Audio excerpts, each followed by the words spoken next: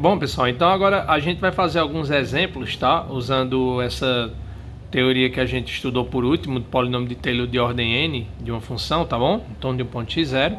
Então, o primeiro exemplo é o exemplo 4, tá? Que aí ele pede para mostrar que para todo x no intervalo 0, 1, a gente tem que isso aqui é verdade, né?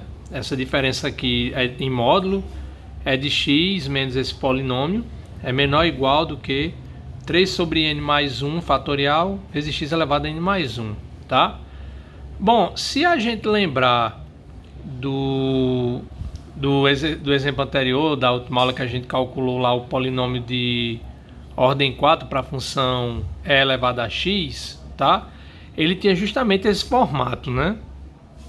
Só que ele terminava, a última parcela dele era 1 sobre 4 fatorial x à quarta, tá?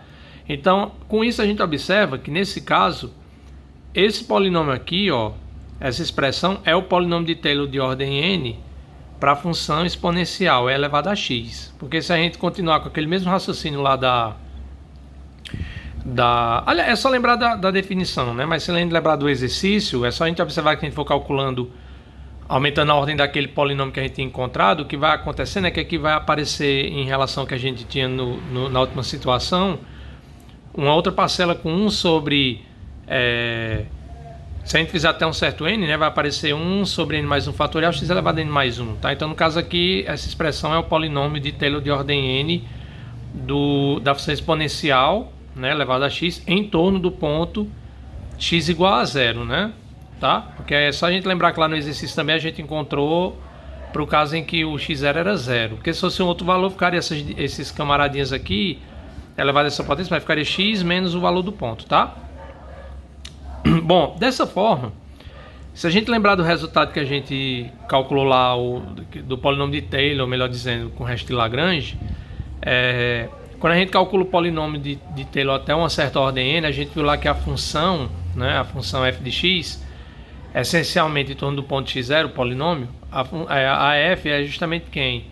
É o polinômio de Taylor de ordem n, né, que aí vão aparecer nas derivadas da função, em cada um dos termos lá que tem x menos x elevado a uma potência vão aparecer nas derivadas.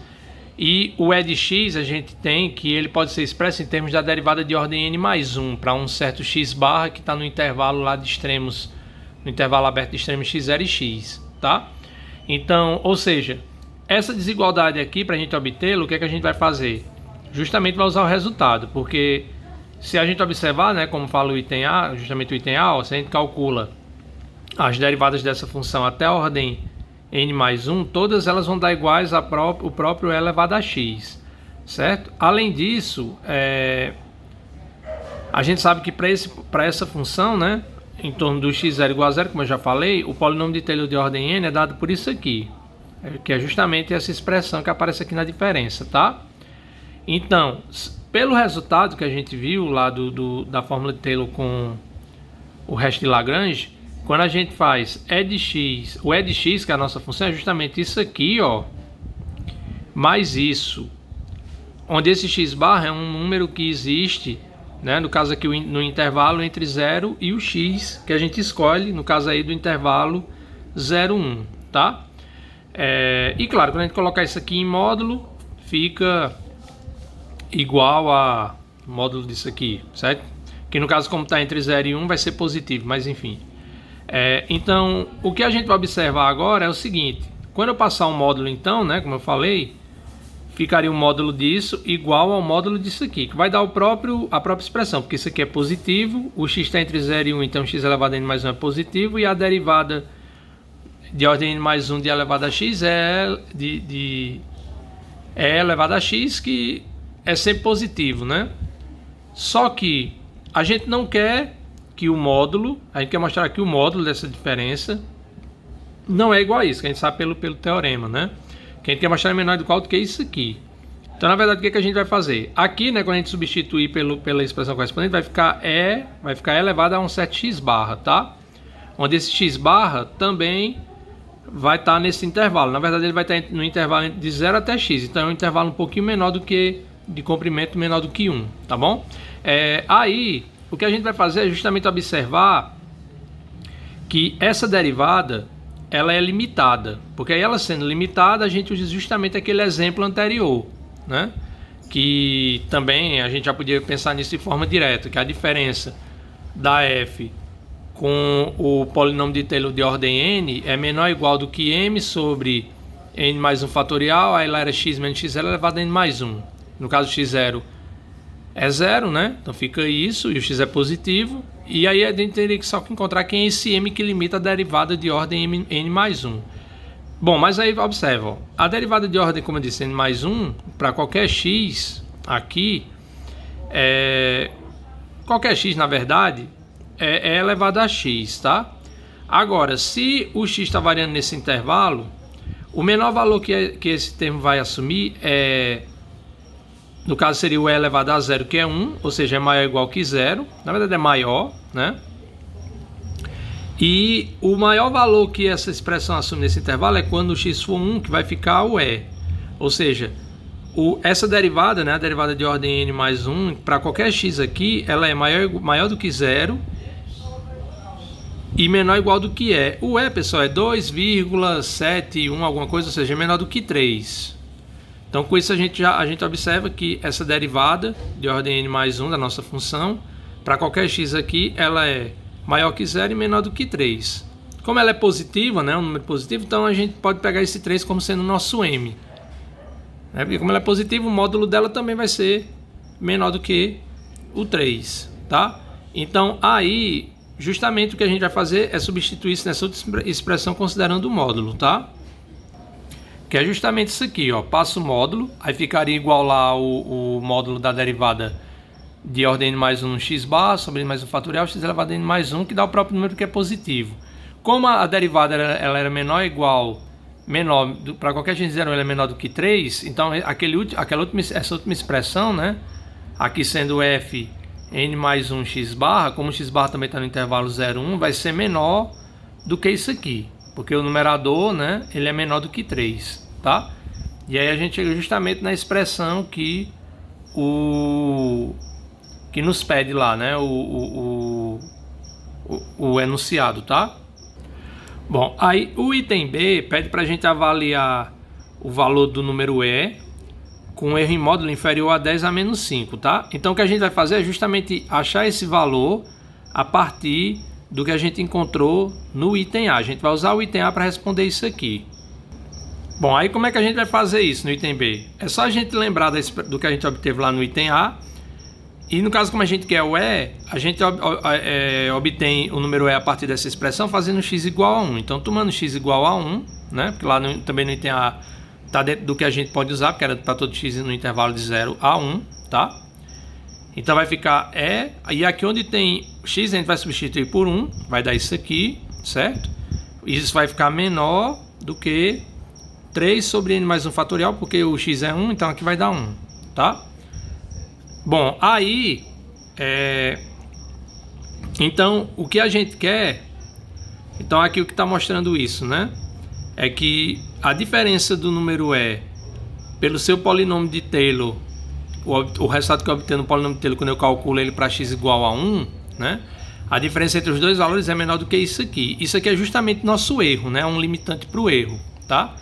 Então a gente quer que isso aqui seja, né? Porque como ele quer o valor de E com erro inferior a 10 a menos 5, basta a gente basta a gente encontrar um n para o qual essa expressão aqui, ó, essa diferença seja menor do que para algum n, isso aqui sendo menor do que 10 a menos 5, tá? E aí a gente vai fazendo por tentativa. Como o n é natural, você vai substituindo. Coloca o n igual a 1, 2, aí vai fazendo essa conta. Quando o n for 8, né? Então a gente vai determinar o n de modo que isso aqui aconteça. Quando o n for 8, tá? Aí, claro, essa escolha do n, pessoal, observe que ela vai limitar o número de parcelas nesse polinômio. A gente vai ficar, obviamente, com o polinômio aqui de até um n. O n ele vai ser limitado pelo valor que a gente encontrar para limitar o erro.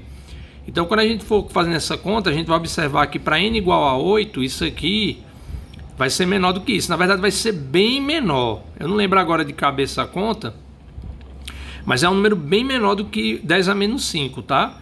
Quando você faz n igual a 7, fica bem próximo, fica um pouco próximo disso. Quando você bota n igual a 8, já fica bem menor. Mas aí esse camaradinho aqui é o que garante que esse número aqui, né, que vai dar isso, é menor do que esse camarada, tá?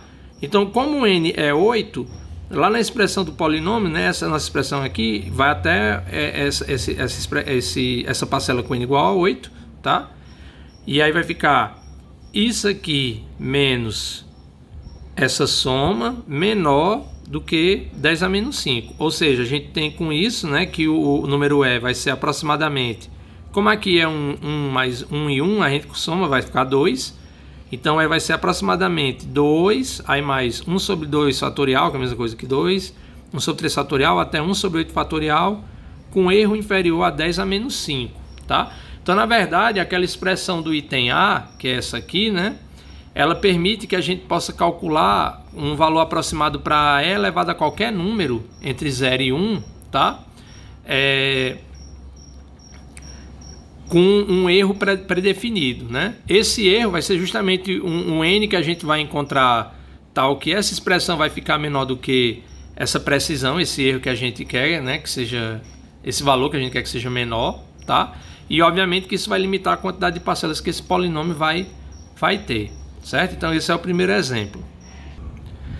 Só uma observação antes da gente passar para o próximo exemplo, tá?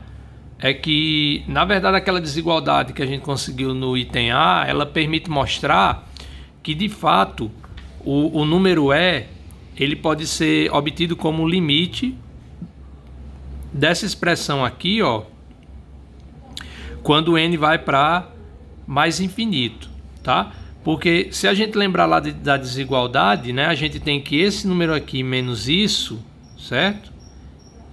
Ele era menor do que isso aqui, né? Só que o limite desse número aqui, disso aqui, pessoal, vai para onde? Vai para zero. Por quê? Porque o n indo para mais infinito, esse termo aqui embaixo, ele vai crescendo, ele vai continuar indo para mais infinito também, né? Porque aqui eu vou ter um produto de parcelas, onde eu vou ter n, vou ter vou ter o produto de n mais 1 até 1. Então, quando ele vai para infinito, essa quantidade de parcelas ela cresce limitadamente e cada uma das parcelas vai crescendo também com o n. Então, eu vou ficar com o número e aqui uma coisa que está indo para infinito, então o resultado disso é zero, tá? Então, pelo teorema do confronto, se a gente olhar lá para a desigualdade, a gente vai chegar nisso aqui, tá? A gente vai chegar nisso. Na verdade, a gente até podia mostrar mais geral lá que E elevado a x, né, é justamente o limite, quando ele vai para infinito, dessa expressão aqui. Só que, claro, ia aparecer o x, né, porque quem está calculando quando x for 1, ia aparecer aqui x quadrado ao cubo, tá? Aqui x também, certo? Dá para provar isso também, certo? Ó, porque para usar o teorema do confronto, a gente lembra que a desigualdade é essa, né, ó, que a gente encontrou, certo? A desigualdade é essa daqui, tá? E então, como é um módulo, se eu tenho que módulo de um número é menor do que outro, isso quer dizer que menos esse número é menor do que esse, e esse número é menor do que ele, né? Sem um sinal de menos, né? Se eu tenho um módulo de A menor do que B, quer dizer que menos A é menor do que B, e B é menor do que A, tá? Então, vou ter isso. Quando eu calcular o limite, e se eu calcular o limite disso aqui, quando o n vai para infinito, o que é que vai acontecer? Como aqui eu tenho o e elevado a x, o x está entre 0 e 1, isso aqui é um número. Para cada x isso vai ser um número. E esse termo aqui, ó, o x também vai ser fixo, né? Eu vou escolhendo intervalos arbitrário, mas é fixo. É fixo mais arbitrário, tá? Então, tanto esse camarada quanto isso aqui vai ser um número para cada x que eu escolher no intervalo de 0 a 1, tá? E aqui o n mais 1 ele vai crescendo, certo? Então, eu vou ter que esse... Na verdade, a gente prova de fato que o limite desse termo aqui, porque apesar do x ser fixo, esse n vai variando, né? Então, tanto esse termo quanto esse, ele vai crescendo. Mas a gente pode provar... eu vou deixar até como uma tarefa para vocês lá no livro que tem esse exercício feito, tá? Que o limite de...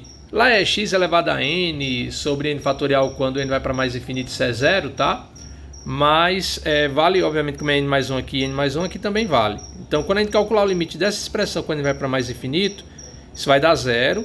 Aqui é um número, para cada x no intervalo 0 é um número, então o limite desse produto dá zero. Então, pelo teorema do confronto, como eu tenho que esse camarada aqui, é menor ou igual que esse é menor ou igual que esse, o limite desse aqui está indo para zero, tá? Então, o limite, aquele limite lá que eu falei, limite dessa expressão aqui, também vai para zero, tá? Que é justamente o que eu tinha falado lá no caso com x igual a 1. Pessoal, na verdade, desculpa, mas aquilo que eu escrevi, que eu mostrei agora há pouco lá no papel, aquilo ali não tá certo, né? Porque na verdade, quando a gente tem aquela desigualdade, né? No caso lá do termo do confronto, a gente tem as três funções f, g, h. Aí a gente tinha que a f de x era menor ou igual que g de x, menor ou igual que h de x, para o x pelo menos em algum intervalozinho lá em torno do a, né? Ou o x maior que um certo número, quando o x vai para infinito, tá? Aí no caso é a f e a h que tem que ir para zero, né? Para do meio ir para zero. Aqui eu acabei falando uma bobagem, porque a do meio está indo para zero, então daquela forma lá eu não posso concluir que aqui está numa ponta e na outra da desigualdade, né? Que era essa diferença aqui, essencialmente, vai para zero. Mas na verdade dessa desigualdade mesmo a gente comprova aquilo que eu falei, porque se esse termo aqui for para zero, eu vou ter que essa diferença aqui em módulo, quando eu calculo o limite, né?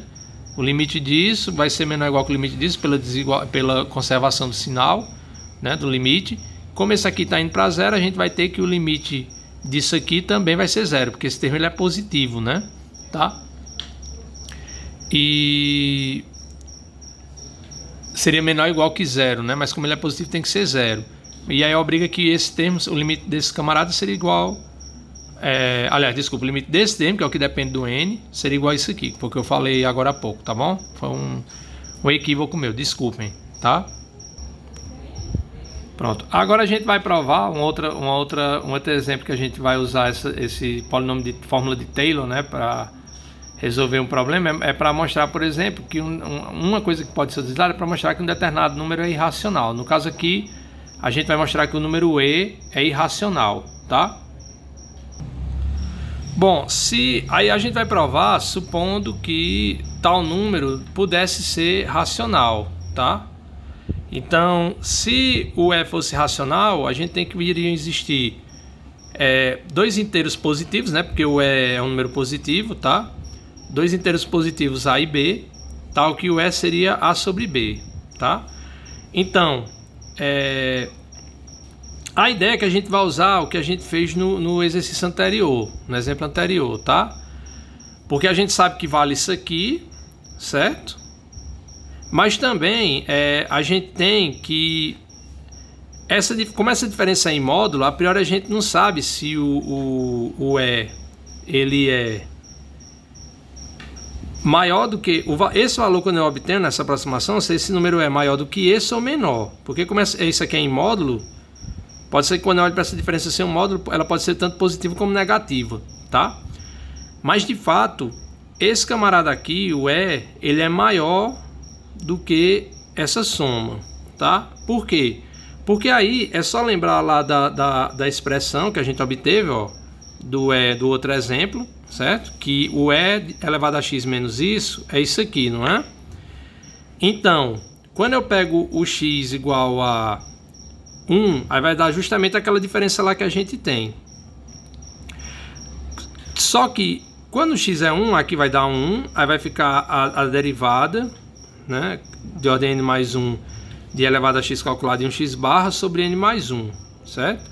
Então, como é elevado a x, o x barra está nesse intervalo aqui, vai ser positivo, então esse é um número positivo. Então essa diferença dá um número positivo. Portanto, se dá um número positivo, quer dizer que esse valor, né, quando x é 1, que é aquela diferença lá que a gente tem, ele é maior, desculpa, esse valor aqui, o E, pegando essa expressão quando x é 1, o E é maior do que essa expressão aqui, quando x é 1, tá? Porque isso vai dar igual a um número que é positivo.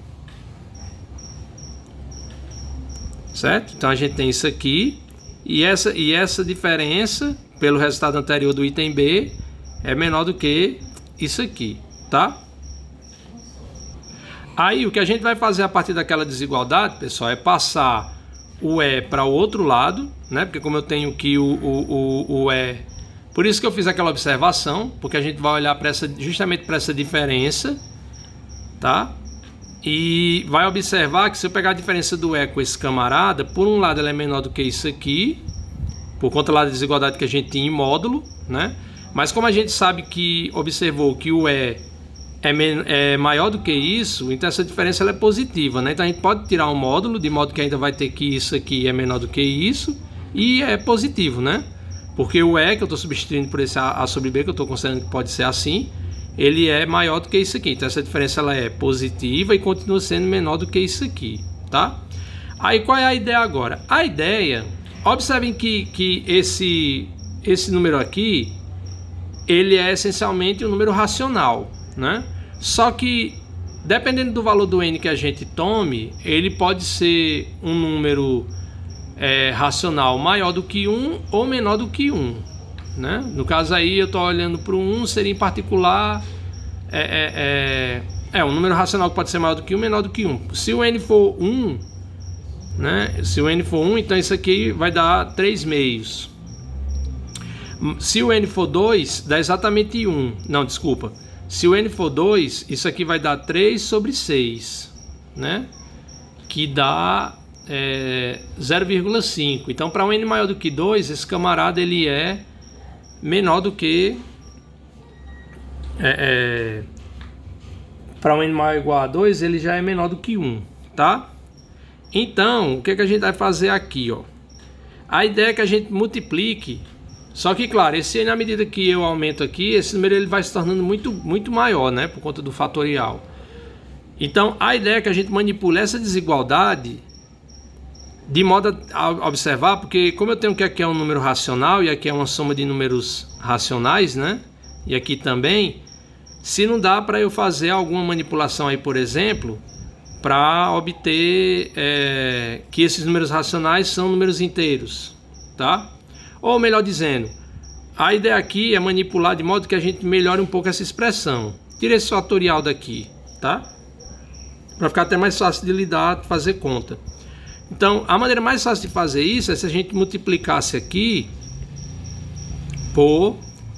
Se a gente aqui em cima, melhor dizendo, tivesse o quê? Tivesse n fatorial. Por quê? Porque n mais 1 fatorial é n mais 1 vezes n menos 1 e assim por diante. Ou seja, eu posso escrever o n mais 1 fatorial como sendo n mais 1 vezes n fatorial, porque todas as parcelas que aparecem depois no produto são justamente o desenvolvimento do n fatorial, tá? E aí, é isso que a gente vai fazer então. Eu vou pegar essa desigualdade para deixar isso aqui mais fácil de lidar com ele e vou multiplicar ambos os lados por n fatorial, tá? E vou supor que esse n é um n maior do que b, tá? É um n maior do que b e maior ou igual do que 3, tá?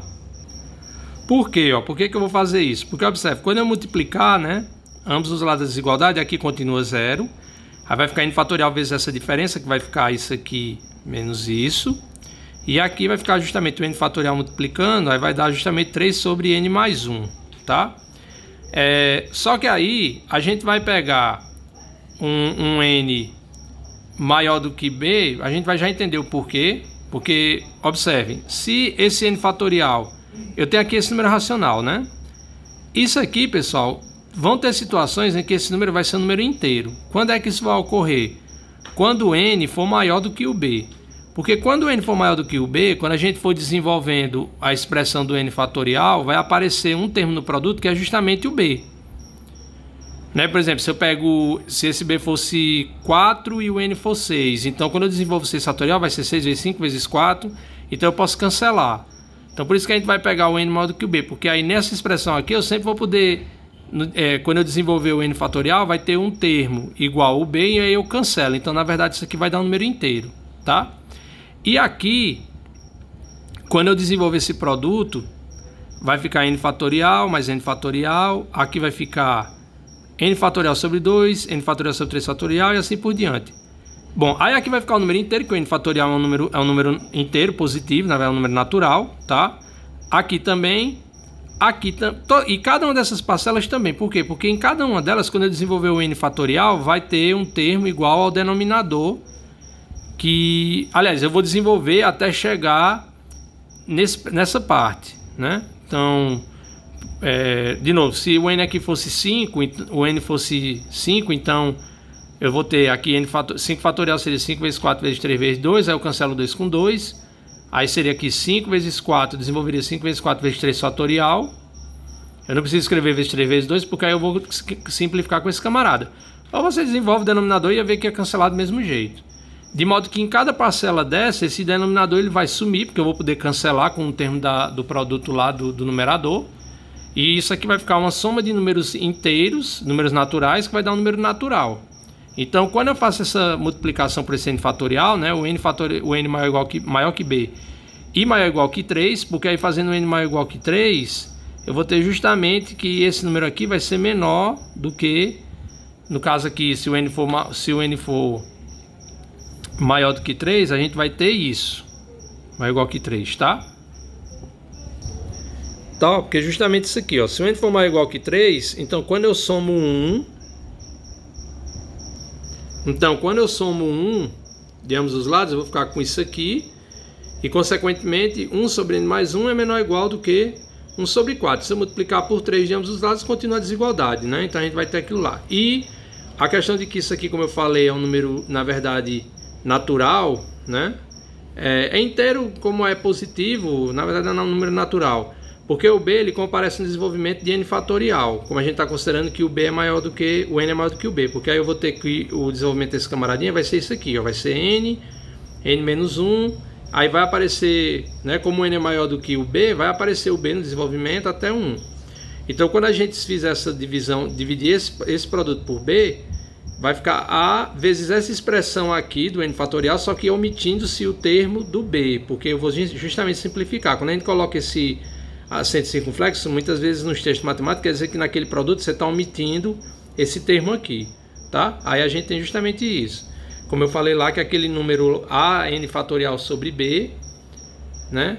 Desde que o n seja maior do que b, tá? Ele vai ser sempre um número natural. E o n maior ou igual que 3 é para a gente limitar aquela parte à direita da desigualdade, tá?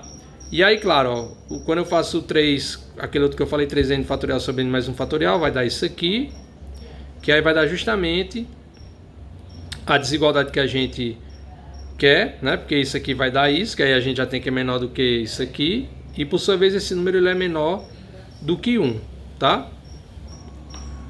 Ó, pessoal, então o raciocínio, né, a partir do fato da gente ter suposto que o E podia ser racional, levou a gente a chegar nessa desigualdade, então. Onde a gente já observou que esse número aqui é inteiro, né? É natural, melhor dizendo, tá? E o B, que é esse aqui, ó, a gente já observou que também ele é inteiro, porque ele é uma soma de números.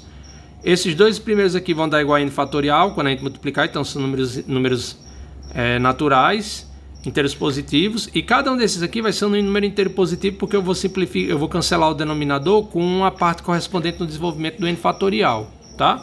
Então, essa desigualdade, ela diz pra gente o quê? Que eu tenho dois números inteiros positivos, tá? Então, eu tenho aqui a menos b, onde o a é esse termo aqui, e o b é esse. Então, a menos b vai ser menor do que igual a 3/4, tá? Mas aí, observe, 3/4 é menor do que 1. Então, com isso, eu obtenho por essa desigualdade que eu tenho o quê? Dois números, que essa diferença A menos B é uma diferença em que o A e o B são números inteiros, positivos. Então, A menos B é um inteiro estritamente positivo, né? Porque a gente já sabe que isso aqui é maior do que 0, obviamente, como a gente já viu. E menor do que 1. Mas isso é impossível, né? Porque como é que eu posso ter dois números... Como é que eu posso ter um número inteiro positivo menor do que 1? O menor número inteiro positivo é 1. Então, deu um absurdo. Esse absurdo surgiu justamente de onde? Da gente ter suposto que o E podia ser racional. Então, qual é a conclusão? Que o número L é irracional, tá? Bom, pessoal, então com isso aí a gente encerra esse conteúdo, tá? Então, assim, o conteúdo da ementa, realmente, a gente encerra...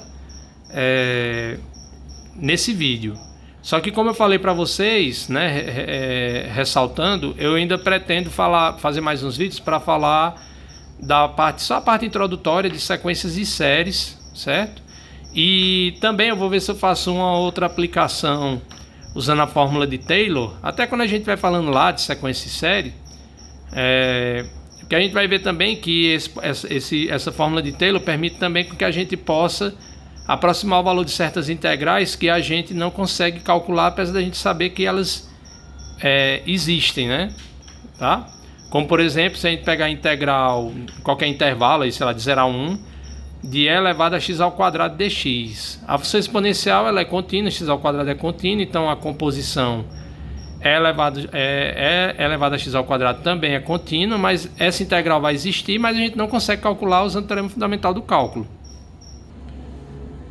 Então essa integral ela existe porque a gente viu um teorema que garante que se a função ela é contínua ao longo de um determinado intervalo, no caso aqui intervalo 0 a 1, ela é integrável. Então existe a primitiva dessa função.